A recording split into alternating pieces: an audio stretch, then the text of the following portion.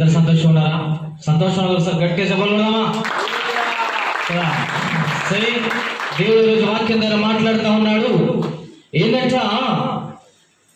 గలిలయ అనే ప్రాంతంలో కానా అనే ఊరిలా, గలిలయ అనే ఒక ప్రాంతం కానా అనే ఊరిలా ఒక వివాహం జరుగుతుంది.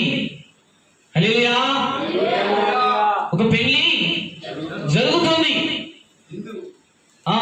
విందు, ఒక వివాహం జరుగుతా ఉంది. ఆ వివాహంలో మరి చాలా మంది బంధువులు వచ్చారు. పెళ్లి అన్నప్పుడు చుట్టాలు పట్టాలి కదా, వస్తారు కదా. పెళ్లి అన్నప్పుడు స్నేహితులు, రక్త సంబంధికులు, బంధువులు, తోబుట్టువులు, తెలిసిన వాళ్ళు, పరిచయమైన వాళ్ళు, అప్పటికప్పుడే పరిచయమైన వాళ్ళు, పని దగ్గర పరిచయమైన వాళ్ళు, ఉద్యోగం దగ్గర పరిచయమైన వాళ్ళు, వ్యాపారం దగ్గర పరిచయమైన వాళ్ళు, అందరూ ఏం చేస్తారు తెలుసా? వివాహానికి రావడం జరుగుతూ ఉంటది కదా. మరి అందరూ చుట్టాలు పట్టాలు అందరూ కూడా వివాహానికి వచ్చారు. పెళ్లి అంగరంగ వైభవంగా జరుగుతూ ఉంది.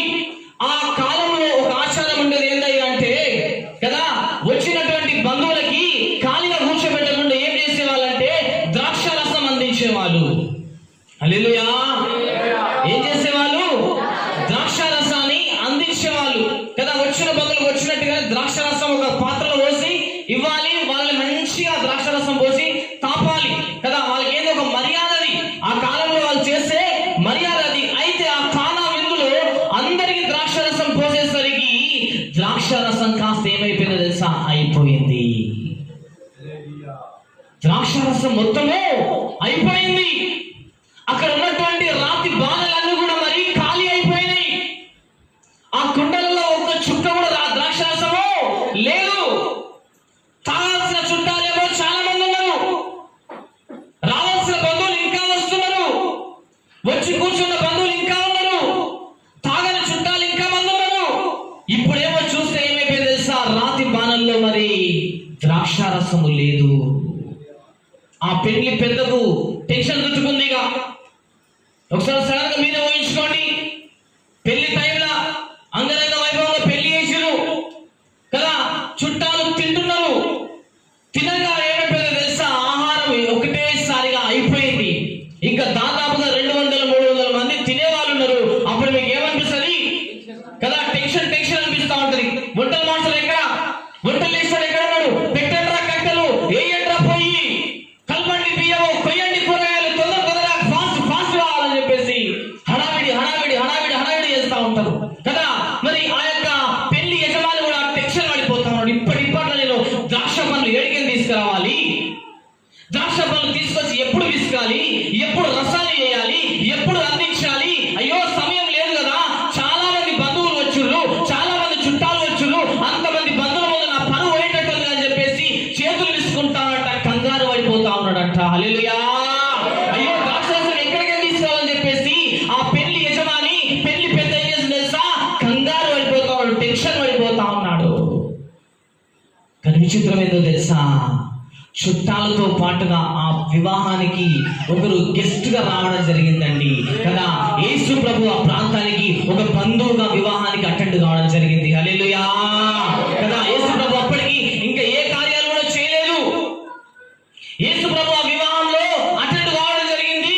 అందరి చూపులు, తన తల్లి చూపు ఎవరి మీద పడ్డదో తెలుసా? యేసయ్య మీద పడ్డది.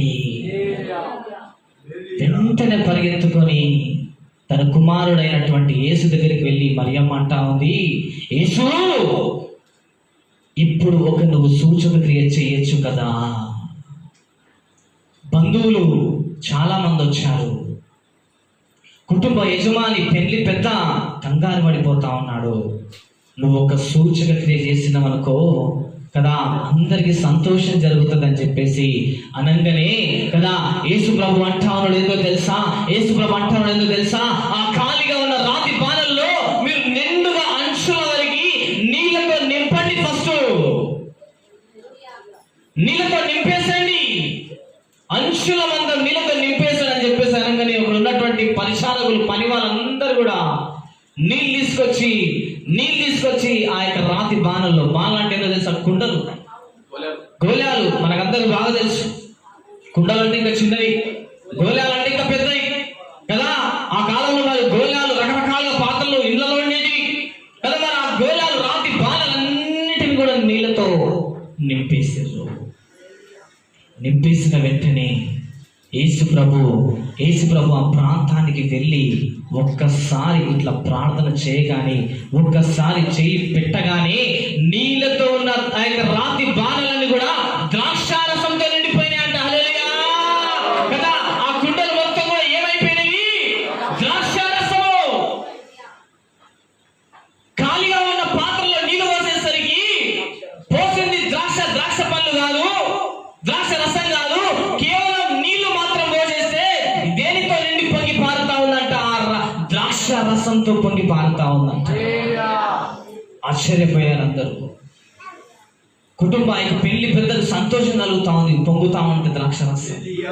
ఒక్కొక్కరు తీసుకొని వచ్చి ఆ కుండలతో చిన్న చిన్న పాత్రలతో ముంచి వచ్చిన బంధువులకు వచ్చినట్టు ఇస్తా ఉంటే తాగుతా ఉన్నారంట. తాగేమంటా ఉన్నారు ఏదో తెలుసా?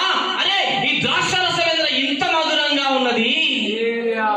ఎక్కడైనా పెళ్లి చేసుకుంటే మొట్టమొదటిగా వచ్చిన వాళ్ళకేమో మంచిది శ్రేష్టమైన ద్రాక్ష రసం ఇస్తారు, కానీ లాస్ట్ లో చివరికి వచ్చేసరికి ఏమైంది తెలుసా?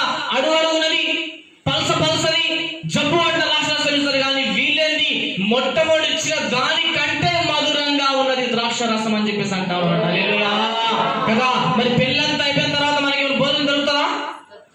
ఎప్పుడైనా పెళ్ళి అంతా అయిపోయిన తర్వాత పోయేదా? ఎప్పుడైనా మీరు ఎవరైనా పెళ్ళంతా అయిపోయిన తర్వాత ఆయన తెలుసా, చికెన్ చారన్నా మటన్ చారన్నా కదా, బగారన్నా ఉంటుంది, లేకపోతే లేదు. తెల్లన్న కొంచెం మాంసెక్కలు కొంచెం స్వీట్ ఉందా? అరే స్వీట్ ఉందా అంటే స్వీట్ డబల్ కమిట్ ఇప్పుడే అయిపోయింది అన్న అంట. ఐస్ క్రీమ్ ఉందా అంటే ఐస్ క్రీమ్ ఇప్పుడే అయిపోయింది అన్న అని చెప్పేసి అంటా కదా. మరి ఆ వివాహంలో ఏదో తెలుసా?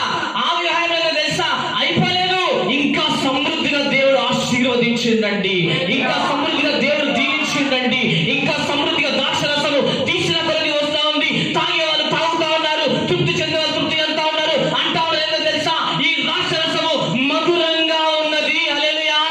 ఎందుకు మధురంగా ఉన్నదో తెలుసా? అది మనిషి తయారు చేసిన ద్రాక్ష రసం కాదండి, ఒక మనిషి చేతిలో వేసిన ద్రాక్ష రసం కాదండి. దేవాది దేవుడే ఏం చేశాడు తెలుసా? ద్రాక్ష రసాన్ని క్రియేట్ చేశాడు కాబట్టి అంత మధురంగా ఉన్నది. హల్లెలూయా.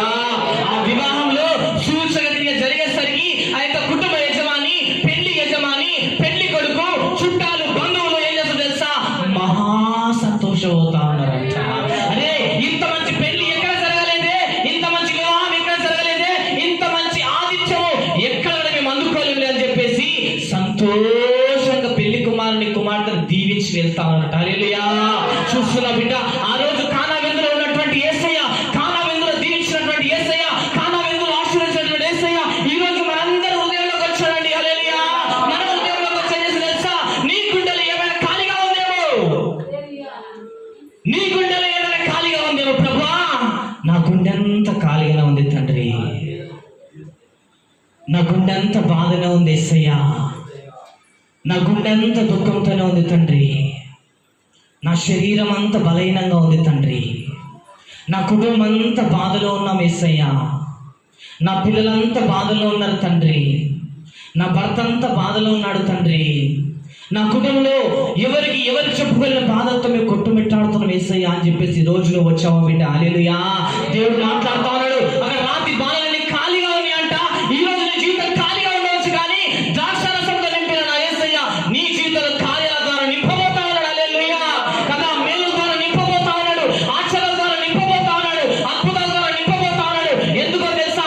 ఈ రోజు ఎక్కడికి వచ్చావు తెలుసా? కదా మందిరానికి వచ్చావు. ఇక్కడ ఎవరు మాట తెలుసా? నా యేసయ్య నీ కోసమే అడుగు పెట్టి నీ కోసమే చూస్తా ఉన్నాడు. హల్లెలూయా. నీ హృదయంలో రోజు యేసయ్య వచ్చాడండి. నీ హృదయంలోకి వచ్చి ఖాళీగా ఉన్న నీ జీవితాన్ని ఏం చేసి తెలుసా? నిండుగా అంచుల వరకు నింపేస్తా ఉన్నాడు.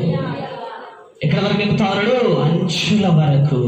ఈ రోజు నీ జీవితంలో ఏది పోగొట్టుకున్నావో, ఈ రోజు నీ జీవితంలో ఏది కావాలని ఆశిస్తున్నావో, ఈ రోజు నీ జీవితంలో నాకు ఏది కావాలి ప్రభు అని చెప్పేసి అనుకుంటున్నావో, నీ మనిషికి తెలియకపోవచ్చు, నీ పక్కన ఉన్న మనిషికి తెలియకపోవచ్చు, కానీ నా దేవాది దేవుడు మొత్తం తెలుసండి. ఈ రోజు ఆ కానా విందులో జరిగినటువంటి మహాకార్యము మీ కుటుంబంలో కూడా జరగబోతా ఉంది. హల్లెలూయా. మీ జీవితంలో కూడా జరగబోతా ఉంది. మీ జీవితంలో దేవుడు ఆశ్చర్యాలు చేయబోతా ఉన్నాడు. మీ జీవితంలో దేవుడు అద్భుతాలు చేయబోతా ఉన్నాడు. ఎందుకో తెలుసా కదా? ఎందుకో తెలుసా? మనం అందరం ఎవరి దగ్గరికి వచ్చినాము? ఆ తల్లి మరి ఎవరి దగ్గరికి వచ్చి అంటా ఉంది? యేసు ప్రభు దగ్గరికి వచ్చి అడుగుతా ఉంది. ఈరోజు మనం ఎవరి దగ్గరకు వచ్చి అడుగుతామో తెలుసా? యేసయ్య దగ్గరకు వచ్చి అడుగుతాను, ప్రభువా నా కష్టం ఇది ప్రభువా, నాకు బాధకి ఇది ప్రభువా, నా వేదనకి ఇది ప్రభువా, నా కన్నీరు ఇది ప్రభువా, నాకున్న సమస్యకి ఇది ప్రభువా, నాకున్న బాధలు కష్టాలు రోగాలు ఏం ప్రభువా అని చెప్పేసి మనం ఎవరు చెప్పుకుంటామని తెలుసా ఈరోజు కదా? ఒక మనిషి చెప్పుకోవడం లేదండి, మాట్లాడే నిజమైన దేవుని చెప్పుకుంటాం అన్నమాట. హల్లెలూయా.